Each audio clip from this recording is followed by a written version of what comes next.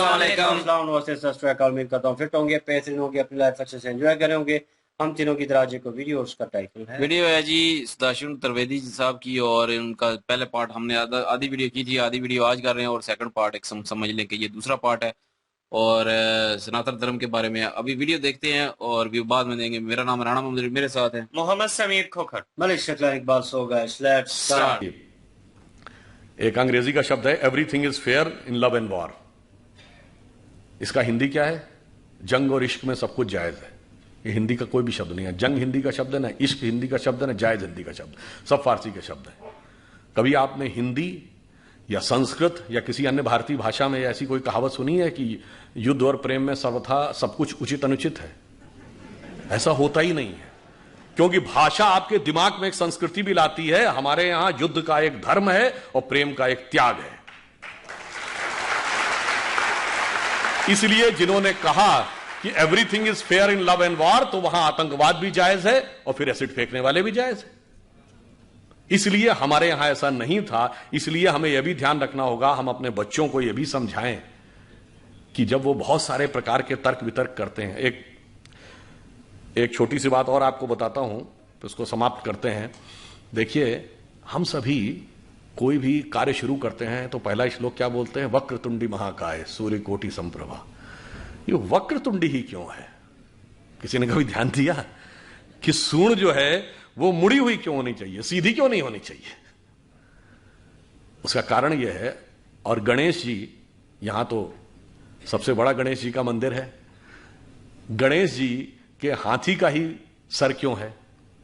कारण यह है कि हाथी के सर में और उनके एक ही दांत क्यों है? चूहे की सवारी क्यों है? उसका कारण यह है कि गणेश जी का पूरा स्वरूप हमारे अंदर की कुंडलनी जागरण की प्रक्रिया का स्वरूप है। इसीलिए सूर्ण जो है कुंडलनी का प्रतीक है। हाथी का सर इसलिए है कि हाथी के मस्तक में गजमुक्ता होती है, और दो दांत की बजाय एक दांत, और एक दांत भी टूटा हुआ है। वो इसलिए वक्रतुंडी इसलिए कि जो आपकी शक्ति है, जब आप कभी ध्यान लगाते होंगे तो हमेशा वो डाउनवर्ड टेंडेंसी की तरफ होती है। आपका मन हमेशा नीचे व्यर्थ की सांसारिक चीजों की तरफ भागता है। जब आप उसको नियंत्रित करके ऊपर की तरफ कर लेंगे, तब आध्यात्मिक उन्नति का मार्ग प्रशस्त होगा। इसलिए गणेश जी की सूंड हमेशा वक्रतुंड यानी ऊपर की तरफ मुड़ी हुई है। और जब आप मूलाधार स्वादिष्ठान अनाहत आज्ञा चक्र पे आते हैं, चौथे चक्र के बाद की यात्रा अब द्वैत के साथ नहीं हो सकती। संसार और ईश्वर एक साथ नहीं चलते, एक के साथ संबंध तोड़ना पड़ेगा। इसलिए एक दांत और वो टूटा हुआ है, आगे की यात्रा अद्वैत से होगी। और अब जाके जरा चेक करिएगा, अद्वैत का अर्थ होता है अंग्रेजी में नॉन डुअलिटी। एक वेबसाइट है, जाके चेक करिएगा, SAND, science and non duality. और वो जानते हैं, उसका आप वेबसाइट पे जाएंगे तो पहले ही शीर्षक में क्या लिखा? Ohm is equal to MC square. क्योंकि जब आप नॉन डुअलिटी में जाते हैं, अब यहां पे आइए, आइंस्टीन ने जो थ्योरी दी is equal to MC square, मतलब एनर्जी मास कन्वर्जन इक्वेशन, तो नॉन डुअलिटी में सिर्फ एनर्जी है। जब आप मास में आते हैं तो दो चीजें हैं ना, mass and energy. But finally, मतलब 1900 से पहले सिर्फ law of conservation of mass था, यानी हम मानते थे एक मास दूसरे में चेंज होता है। अब law of conservation of energy है, अब एनर्जी दूसरे में एनर्जी होती है। और फिर मैं कहना चाहता हूं, मैं किसी दूसरे पे कमेंट नहीं कर रहा हूं, हमारा ही एकमात्र अंतिम संस्कार है जिसमें मास एनर्जी में कन्वर्ट होता है। बाकी जगह मास में कन्वर्ट होता है। तो आप ये समझ लीजिए कि कितनी वैज्ञानिक पद्धति हमारी किस प्रकार से रखी हुई है। तो ये सारा विष हमें अपने मन से निकालना है और स्वाभिमान के साथ आगे बढ़ना है। और एक दो चीज और भी समझ लेनी चाहिए। स्वतंत्रता संग्राम के संदर्भ में हम सब ये मानते हैं कि स्वतंत्रता मिली, स्वतंत्रता के लिए बहुतों ने संघर्ष किया, पर बहुतों ने संघर्ष किया उसकी मान्यता भी होनी चाहिए। जैसे एक आंदोलन था, राजनीतिक आंदोलन, जो गांधी जी, तिलक, गोखले, नेहरू जी इनके नेतृत्व में चल रहा था, उसका महत्व है। तो एक क्रांतिकारी आंदोलन भी था, जो युगांतर और अनुशीलन समिति बंगाल से शुरू होती है, फिर चाहे वो उत्तर प्रदेश में चंद्रशेखर आजाद, राम प्रसाद बिस्मिल, अशफाक उल्ला खां या भगत सिंह, राजगुरु, सुखदेव, वहां तक। और फिर एक सशस्त्र आंदोलन जो सैन्य अभियान था, जो रासबिहारी बोस और सुभाष चंद्र बोस जी के द्वारा शुरू होता है। सबका योगदान था। एक में एकाधिकार का वर्चस्व मेरे विचार से उचित नहीं है। एक दो फैक्ट आपको बताना चाहता हूं, शायद मैं बहुत से लोगों को आपको ध्यान ना हो। जवाहरलाल नेहरू जी 15 अगस्त 1947 को प्रधानमंत्री नहीं बने थे। 2 सितंबर 1946 को कैबिनेट मिशन प्लान के तहत वो अंतरिम सरकार का नेतृत्व उन्होंने संभाला था। 2 सितंबर 1946 को क्यों? आप लोगों ने अगर पढ़ा हो तो भारत को आजादी देने का जो निर्णय लिया था अंग्रेजों ने, वो तो 30 जून 1948 डेट थी। फिर ये 11 महीने प्रीफोन कैसे हो गई, क्यों हो गई? उसको अगर समझना है तो आप ये समझिए कि उनका मैं नाम भूला हूं, उसमें ब्रिटिश सेना के कमांडर इन चीफ थे मिस्टर क्लाउड। उन्होंने 24 नवंबर 1945 को लेटर लिखा। वर्ल्ड वॉर खत्म हो चुका था, 25 लाख की फौज थी भारत की, जिसमें ब्रिटिश सैनिक सिर्फ 40,000 थे। उन्होंने लिखा कि सुभाष चंद्र बोस जी की आईएनए के द्वारा किए गए कार्य को ध्यान में रखते हुए अब भारतीय सैनिकों पर भरोसा करना बहुत मुश्किल है, इसलिए बहुत लंबे समय तक अब हमारे लिए चंद ब्रिटिश सैनिकों के द्वारा शासन करना मुश्किल नजर आता है। ठीक, यह है नवंबर 24, 1945। जनवरी 1946 कैबिनेट मिशन प्लान अप्रूव होता है कि अब एक कैबिनेट मिशन भेजा जाएगा, मगर टारगेट था 30 जून 1948। अब 12 फरवरी 1946 को मिस्टर क्लाउड एक और लेटर लिखते हैं वायसराय को। वो कहते हैं मेरे पास जो इंफॉर्मेशन आ रही है उसके अनुसार तो भारतीय सैनिकों के अंदर अच्छा खासा असंतोष पनप रहा है, क्योंकि लाल किले में ट्रायल शुरू हो गया है जो आजाद हिंद फौज के सैनिक पकड़े गए थे उनके विरुद्ध, और उसको लेकर बहुत असंतोष है, जनता भी उनके साथ है। इसलिए अब हम इस पर कुछ भी भरोसा नहीं कर सकते, इस सेना पर। ये वो लिखते हैं 12 फरवरी 1946 को, और 18 फरवरी 1946 को मुंबई में नौसेना की अपराइजिंग हो जाती है। और देखते देखते 2-3 दिनों के अंदर बॉम्बे से कलकत्ता और कराची तक 20,000 नौसैनिक सड़कों पे आ जाते हैं। 70 से अधिक वॉरशिप्स कब्जा कर लिए जाते हैं। ब्रिटिश सैनिक, उस समय जो टेलीग्राम भेजा गया है उसमें यह तक बताया गया है कि जितने भी ब्रिटिश अधिकारी हैं भारत के भिन्न भिन्न कोनों में, वो कराची और मुंबई जितनी जल्दी हो सके वहां अपने परिवारों के साथ पहुंच लें, ताकि in case of any emergency वो एक इवैक्यूएशन प्लान की तरह रहे, ताकि वो अपने उनके परिवारों को वहां से निकाला जा सके।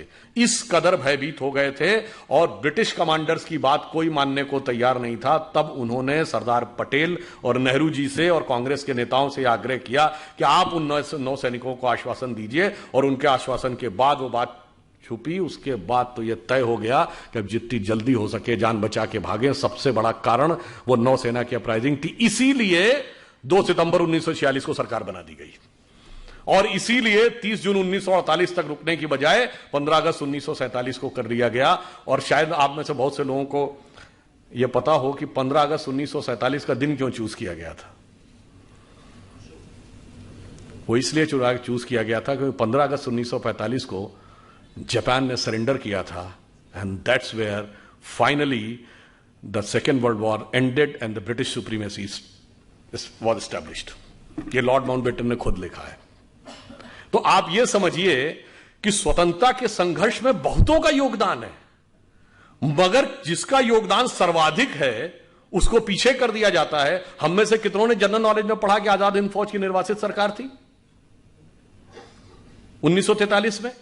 जब हमारी सरकार आई तो 2018 में जब उसके 75 वर्ष पूरे हुए तो जो जीवित सैनिक थे उनको 26 जनवरी की गणतंत्र दिवस की परेड में बाकायदा शान के साथ उनकी परेड निकाली गई। उससे पहले तो जो इतिहास पढ़ता था उसे पता था। इसलिए हम यह कहना चाहते हैं कि स्वतंत्रता के इस संघर्ष में सभी ने योगदान दिया है, बहुतों ने योगदान दिया। अब एक दूसरा उदाहरण देखिए, सूर्यसेन के नेतृत्व में चटगांव में शस्त्रागार लूट लिया गया था। Armoury was captured.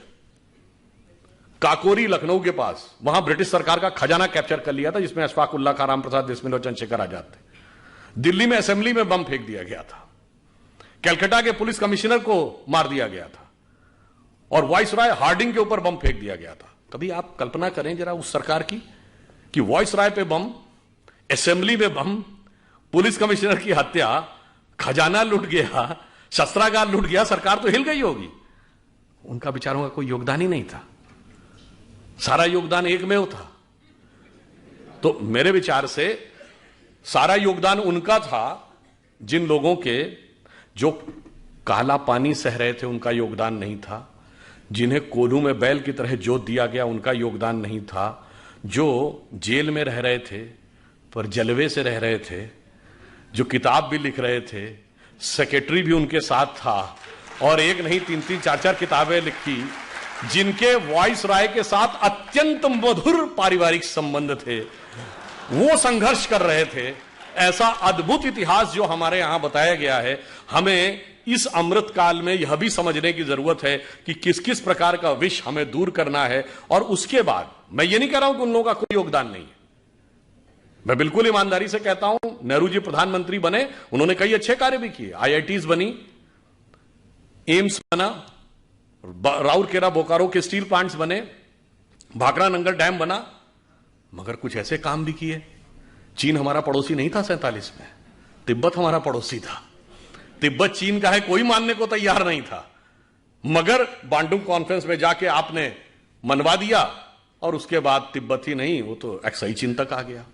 तो जो गलती है वह भी मानना होगा। आपको पता है नॉर्थ वेस्ट फ्रंटियर प्रोविंस जो आजकल खैबर पख्तूनवा है, फाटा का इलाका, वहां मुस्लिम लीग नहीं जीती थी, वहां कांग्रेस जीती थी। खान अब्दुल गफ्फार खान मिलना ही नहीं चाहते थे पाकिस्तान से, और उस समय यह स्टैंड लिया गया कि कोई लैंड रूट नहीं तो हम कैसे जुड़ जाएं। ईस्ट और वेस्ट पाकिस्तान 2000 किलोमीटर दूर होकर एक देश हो सकते थे, हम वो नॉर्थ वेस्ट फ्रंटियर प्रोविंस हमारा हिस्सा नहीं हो सकता था। और जब हमने मना कर दिया तो खान अब्दुल गफ्फार खान का यह स्टेटमेंट है कि आपने हमको भेड़ियों के हाथों में छोड़ दिया है। पता है आपको, बलूचिस्तान ये पाकिस्तान का हिस्सा नहीं था, खान ऑफ कलात कभी नहीं मिलना चाहते थे। आप में से बहुत से लोगों को नहीं पता होगा कि ओमान 47 में बॉम्बे प्रेसिडेंसी से कंट्रोल होता था। ओमान हमने कितना छोड़ा है, कितना गंवाया है, सब कुछ गंवाते चले गए। एक बात विचार करिए, हम 2022 में बैठे हैं, जरा 1918 या 19 का 105 साल पहले का भारत छोड़ देखिए, सिर्फ पाकिस्तान बांग्लादेश ही नहीं, अफगानिस्तान बर्मा भी हमारा हिस्सा था। हमने बताया ना, ओमान तक उससे कंट्रोल होता था। तब तक ना तिब्बत चीन का हिस्सा था, ना शेंगेन चीन का हिस्सा था, सोवियत संघ का गठन नहीं हुआ था। तो हम सबसे बड़े देश थे। And entire China was Buddhist, considering Hindu and Buddhism as a one family religion, we were the biggest religion on earth and we were the biggest country on earth. और आज जो हालात हुए, अगर मजबूत सरकार नहीं रही तो 2047 तक जो हालात हैं, कश्मीर वैली में क्या होगा, क्वेश्चन मार्क, नॉर्थ ईस्ट में क्या होगा, क्वेश्चन मार्क, केरल और पश्चिमी उत्तर प्रदेश के कुछ इलाके और बंगाल के बांग्लादेश से जुड़े इलाकों में क्या होगा, क्वेश्चन मार्क, नक्सल प्रभावी इलाकों में, छत्तीसगढ़ में, झारखंड में, उड़ीसा के इंटीरियर इलाकों में क्या होगा, क्वेश्चन मार्क। यानी खतरा यह है कि मजबूत सरकार ना हो तो आजादी के 100 साल बाद हो सकता है हम अपने उस ओरिजिनल इलाके के आधे रह जाएं। इन सब चुनौतियों को समझना है और उसके अनुसार हमें यह संघर्ष करना है कि स्वतंत्रता को हमें सार्थक करना है। उसके लिए हमें इन सारे जितने भी प्रकार की चीजें हैं उससे चौकन्ना रहना है। और जो मैकाले का माइंडसेट 19वीं सदी का और मार्क्सवाद का माइंडसेट 20वीं सदी का, दोनों से अपने मन में जितने विष हैं उस मनोरोग से मुक्ति पानी है। और जो अभी कहा गया था कि 21वीं सदी हमारी होगी, तो मैं बताना चाहता हूं कि 1 जनवरी 1901 को जब इस देश में सूरज उगा तो पूरे देश में किसकी सरकार थी, अंग्रेज की। 1 जनवरी 1951 को पूरे देश में किसकी सरकार थी, कांग्रेस की। और 1 जनवरी सन 2001 को जब 21वीं सदी के सूरज की पहली किरण इस देश की धरती पर गिरी तो इस देश में किसकी सरकार थी, अटल जी के नेतृत्व में भाजपा की, अगले दशक में मोदी जी के नेतृत्व में स्पष्ट बहुमत की। मतलब बहुत साफ है नियति का संकेत कि 19वीं सदी अंग्रेज की थी, 20वीं सदी कांग्रेस की थी, 21वीं सदी भारतीय जनता पार्टी की। तो 21वीं सदी हमारी है, हमारी उस विचार की है। इसलिए अब हम आगे बढ़ें और मन में यह पूरा कॉन्फिडेंस रखें कि अगला वक्त हमारा ही आने वाला है। और ये सिर्फ देश के अंदर नहीं, बस एक पंक्ति कहकर बात समाप्त करता हूं। देखिए, दुनिया का आप पूरा देख लीजिए। एक दौर में 2500 साल पहले हम दुनिया के पावर सेंटर थे, economic, intellectual and military power centre. जब वो खत्म हुआ, भारत का डाउनफॉल हुआ, तो सेंटर कहां गया, king Darius of Persia, Iran की तरफ चला गया। फिर जब ईरान का डाउनफॉल हुआ तो मेसोपोटामियन एम्पायर, बगदाद का एम्पायर। फिर उसका डाउनफॉल हुआ तो टर्किश एम्पायर। टर्किश एम्पायर के बाद रोमन एम्पायर, पहले ईस्टर्न रोमन एम्पायर जिसका इस्तांबुल कैपिटल थी जो आज टर्की की है, उसके बाद रोमन एम्पायर। रोम का डाउनफॉल हुआ तो पुर्तगाल और स्पेन का जमाना, पुर्तगाल और स्पेन के बाद ब्रिटेन और फ्रांस का जमाना, ब्रिटेन और फ्रांस के बाद अमेरिका का जमाना, अमेरिका में सबसे prosperous west coast, San Francisco, Los Angeles belt. उसके बाद अब पिछले 100 साल में आ जाइए जापान का जमाना, जापान के बाद आ जाइए पिछले 50 साल में tigers of the Asia Pacific, Hong Kong, Taiwan, Singapore, Macau. अब चीन का जलजला चल रहा है, तो अगला मुकाम क्या है? इसमें कोई संदेह मत रखिएगा कि अगला मुकाम हमारा आने वाला है, और हम यदि दुनिया में आगे बढ़ेंगे तो we are not there to dominate the world, we are there to motivate the world. चीन दुनिया को दबाने के लिए आगे आ रहा है, हम दुनिया को प्रेरित करने के लिए आगे आ रहे हैं, और इसीलिए हम वर्ल्ड की सुपर पावर नहीं बनना चाहते, हम जगत गुरु बनना चाहते हैं। क्योंकि पावरफुल व्यक्ति के बगल में खड़े होकर अक्सर आप संकोच, ठिठका, कहीं कहीं दबा हुआ महसूस कर सकते हैं, परंतु गुरु के बगल में खड़े होकर आप आनंदित, आह्लादित और उन्नत महसूस करते हैं, और जिसकी झलक योग दिवस के रूप में दिखाई पड़ने लगी है कि हम राष्ट्र से लेकर व्यक्ति तक को मोटिवेट करने की क्षमता रखते हैं। और फाइनली एक बात और कह दूं, ये प्रेरणा हमें कहां से मिलती है? आज आप देखिए, चाइना ताइवान के ऊपर डोमिनेट करना चाह रहा है, तो रशिया यूक्रेन के ऊपर डोमिनेट करना चाह रहा है, तो पूरी दुनिया की जियो पॉलिटिक्स इस पे चल रही है, एनेक्सेशन, सब्जुगेशन एंड डोमिनेशन। यानी या तो कंट्री को मिला लो, पिछले 100 सालों में हुआ ना, या फिर सब्जुगेट कर लो, उसको किसी ट्रीटी का हिस्सा बना लो, यानी इनडायरेक्टली अपना शासन कर लो, या डोमिनेट कर लो, एक कॉन्ट्रैक्ट कर लो ताकि वो सरकार वहीं रहे मगर वो आपका कंट्रोल रहे। परंतु हम इन तीनों में से किसी में विश्वास नहीं करते। क्यों? जब भगवान राम ने लंका पर विजय प्राप्त की तो क्या उसका एनेक्सेशन किया? नहीं। वहां कोई अपना डिप्यूटी या वाइसराय अपॉइंट किया, यानी सब्जुगेशन किया? नहीं।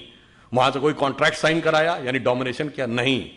मूल्यों को स्थापित किया और सह अस्तित्व का विचार दिया। इसीलिए we are the only country in the world we never went for invasion, and if somebody consider Hinduism as a religion, we never went for conversion, because we are having no concept of conversion. और पूरी दुनिया में आग लगी हुई है इसी वजह से। इसलिए अगर 21वीं सदी में विश्व का उदय होना है तो वो सिर्फ हम ही दे सकते हैं, और हमारे अंदर ही वो क्षमता है।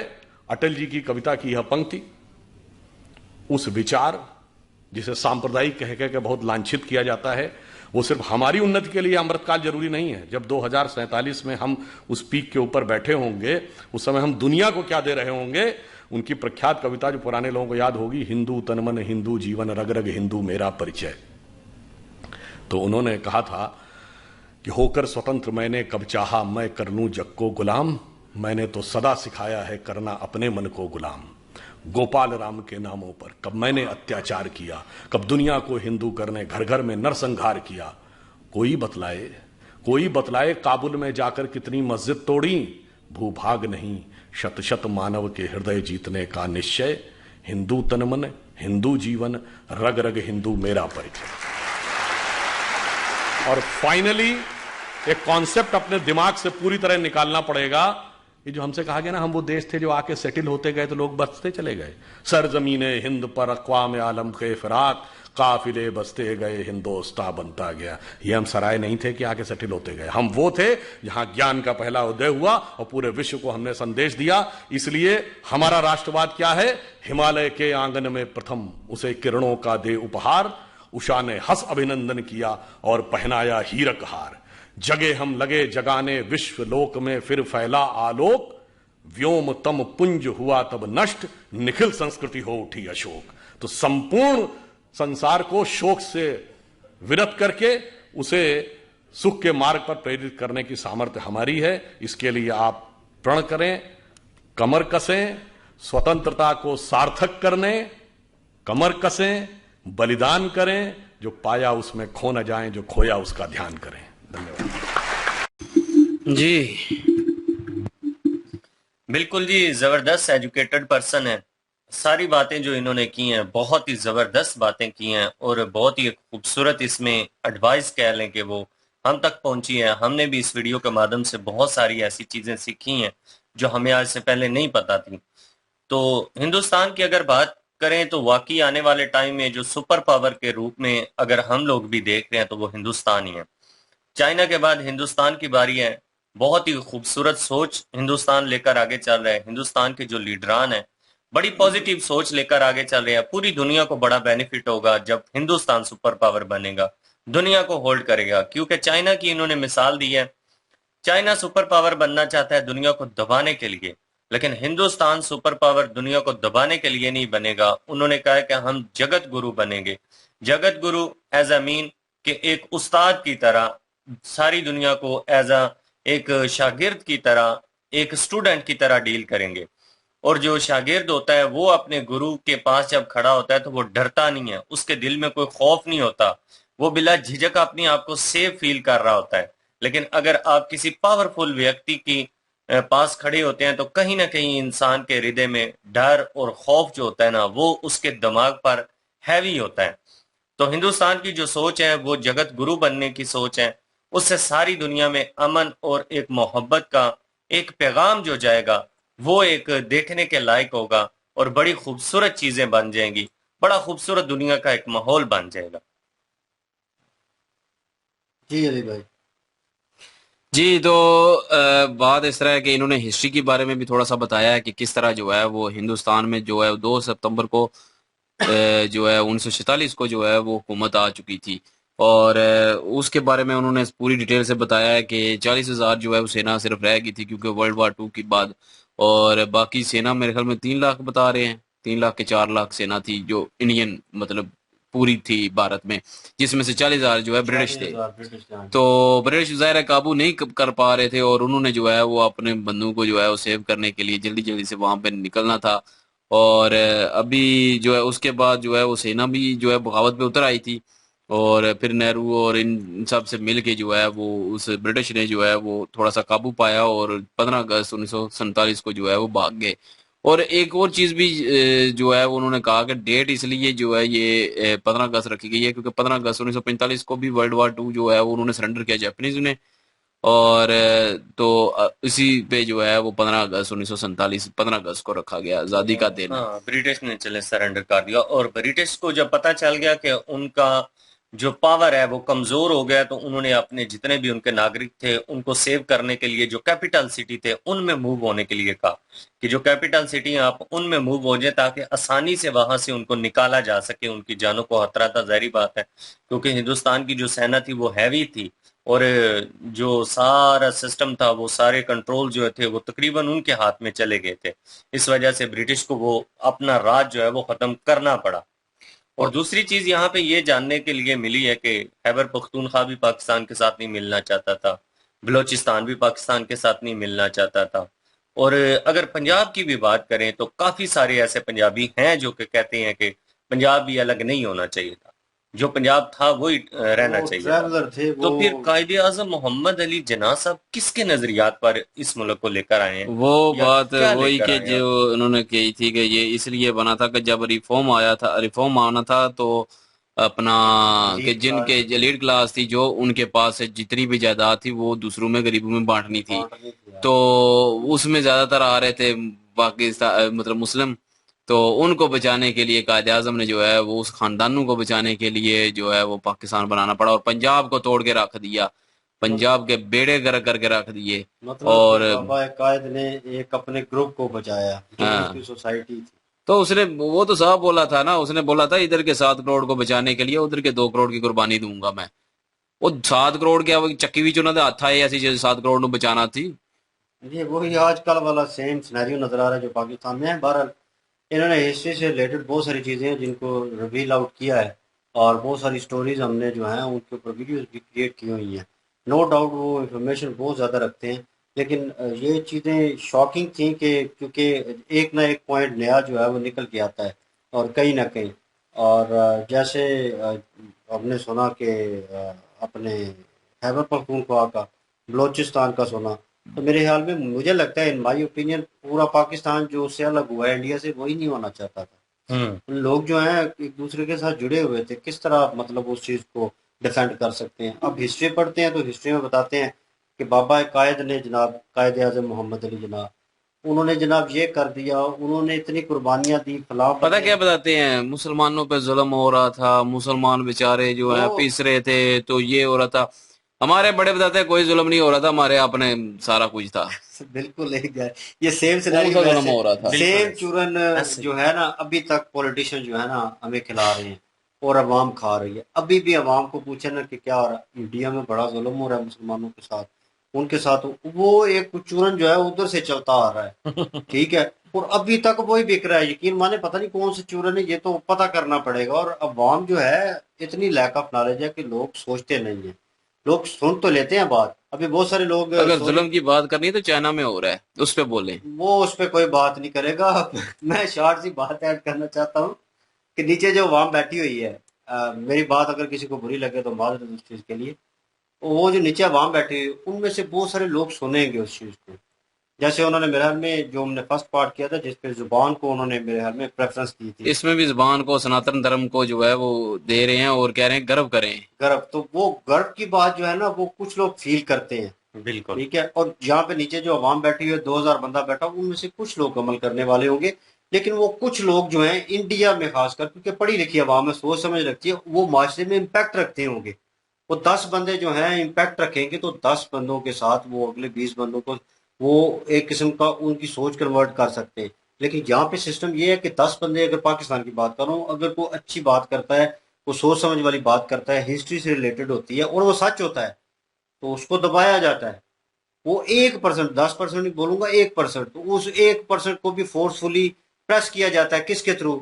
मजहब के थ्रू, फैमिलीज के थ्रू, ठीक है। तो उसके बाद कास्ट के थ्रू, लास्ट जो ऑप्शन होता है सबसे घटिया, वो ये वाला यूज करते हैं। इनके पास मतलब 3 किस्म के हथियार होते हैं अगले बंदे को दबाने के लिए कि यार अगर ये जो कुछ भी है ना ये अलग कैसे बोल रहा है, और ये ठीक अगर बोल भी रहा है तो ये सच क्यों बोल रहा है, तो फिर उसको दबाने की कोशिश करते हैं। यहाँ पे ये सर जो बातचीत कर रहे हैं, वार्तालाप कर रहे हैं, वो लोग जो हैं समझदार हैं। वो लोग कहीं ना कहीं इस चीज़ के ऊपर वार्तालाप करेंगे और आने वाली नस्लों को समझाएंगे, ठीक है। उनके अंदर वो जो चीज़ें हैं अपने धर्म से रिलेटेड, अपनी हिस्ट्री से रिलेटेड, वो उनको बताएंगे, हाँ, दिखाएंगे, जैसे समझाएंगे। उन्होंने बताया गणेश जी के बारे में कि उनका सूंड ऊपर क्यों होता है, एक दांत क्यों होता है, वो तो वो हाथी जिंदगी का से ही क्यों रिलेटेड, सर हाँ। लगा हुआ है, तो वो सारा उन्होंने जो है रिलेटेड किया और वो समझाने की कोशिश वो की है। बिल्कुल इंसान मतलब किस तरह चलता है और किस तरह लालच करता है या किस तरह धर्म में बिल्कुल। वो, तो वो सारा सिनेरियो जो है अपने अंदर की कहानी जो है ना इंसान की, वो दर्शा रहे थे और एक एक पॉइंट को उन्होंने उसके साथ रिलेटेड किया। और साइंस के जरिए जो है अपने मजहब को भी समझा रहे थे। बिल्कुल, और नो डाउट मैं अगर उस चीज पे बात करूं, बात बड़ी डीपली होगी कि हमारा रिलीजन जो है इस्लाम है, आपका रिलीजन जो है सनातन धर्म है, ठीक है। और डिफरेंट सोच है और डिफरेंट जो है तरीके से चलते हैं, पूजा पाठ के डिफरेंट है, ठीक है, मानने का ना मानने का तरीका जो है वो अलग है। तो कुछ चीजें डिफरेंट होती हैं, नो डाउट। हमारे रिलीजन में आप कुछ चीजें सुनेंगे तो बहुत सारे लोग जो हैं इतलाफ करेंगे उस चीज के ऊपर कि ये क्यों है, ये कैसे हो गया, ठीक है। कुछ चीजें हम सुनेंगे आपके धर्म में तो हमको भी इतलाफ, क्यों, हम उस धर्म में नहीं है। लेकिन रिस्पेक्ट जरूरी है।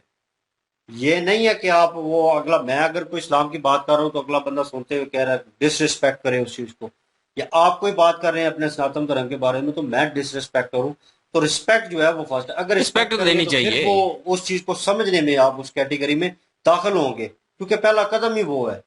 तो आप रिस्पेक्ट ही नहीं करते तो आप मतलब उस बंदे की बात का क्या अहमियत देंगे, क्या मतलब उसका अहज निकालेंगे, हर एक तो का पॉइंट अपना क्या अपना होगा। फेथ है, तो इसलिए फेथ रिस्पेक्ट के जो वो है जो वो है, जरूर रखनी चाहिए। रिस्पेक्ट के बिल्कुल दायरे में रह के जो है बातचीत करनी चाहिए, क्योंकि लोगों के अपने अपने मजहब पे जो है वो जज्बात जुड़े होते हैं, अपनी अपनी जो फेथ है उस पे जज्बात जुड़े हुए हैं। अगर आप लोग कुछ भी कहेंगे या हम लोग कुछ भी कहेंगे तो वो डिसरिस्पेक्ट में आ भी जाता है। लोग जो हैं वो ये देखते ही नहीं है। और लेकिन ये बात करें कि इनके पास नॉलेज काफी है, हिस्ट्री के मुतलक भी, अपने सनातन धर्म के मुतलक भी, नो डाउट। और इंडिया के मुतलक भी जो है वो इनके नॉलेज काफी ज्यादा है, इसमें कोई शक नहीं है। और अच्छा बोलते हैं, बोलने का अंदाज भी इनका अच्छा है। और वैसे भी मुझे जो है वो तबीयत के अच्छे बंदे लग रहे हैं ये सुधांशु त्रिवेदी साहब। बिल्कुल बहुत अच्छी हैं, बिल्कुल। पॉजिटिव सोच रखते हैं। क्योंकि देखें कि जहां पे किसी कांग्रेस की अगर तारीफ आई है तो उन्होंने करने से कतराए नहीं है, उन्होंने की है। उन्होंने अगर नेहरू जी के पॉजिटिव पॉइंट थे तो उन्होंने शो किए हैं बिल्कुल। कि जो उन्होंने अच्छे काम किए हैं वो भी बताए हैं, और जो गलतियां हुई हैं वो भी बड़े तरीके से बताई हैं। यार गलतियां भी होती हैं और जो गलतियां हुई हैं उनको भी हम हाईलाइट करेंगे, पता नहीं लेकिन जो पॉजिटिव काम उनकी तरफ से हुए हैं वो भी हाईलाइट किए। पीछे बीच में गलती का किसी का मेंशन किया तो उसके ऊपर उन्होंने कुछ कहा भी है मेरे ख्याल में, मेरे ज़हन में वो पॉइंट जो है वो घूम रहा किसकी है, गलती आज की? कुछ गलती का उन्होंने बोला है। नेहरू जी का वो तिब्बत के इलाके के चाइना बारे की में, बात चाइना की की है। बात चाइना की की थी। बात की, मतलब उनका जो हक है वो बोलना चाहिए उसके ऊपर। तो कुछ लोगों को इतराज होगा इस वो पे तिब्बत होगा। जो है वो हमारा हमसाया था, लेकिन तिब्बत जो है वो चाइना के हवाले कर दिया, और चाइना जो है वो अब सच वो क्या कहते हैं, सचिन था कि कौन हाँ, सा जो है सियाचिन वो, तक पहुंचा है ना। और यार नहीं नहीं, लद्दाख है ना। नहीं नहीं, वो दूसरा जो एक और हिस्सा लिया हुआ भी है, तो उसकी बात कर रहे थे कि वो भी ले लिया फिर।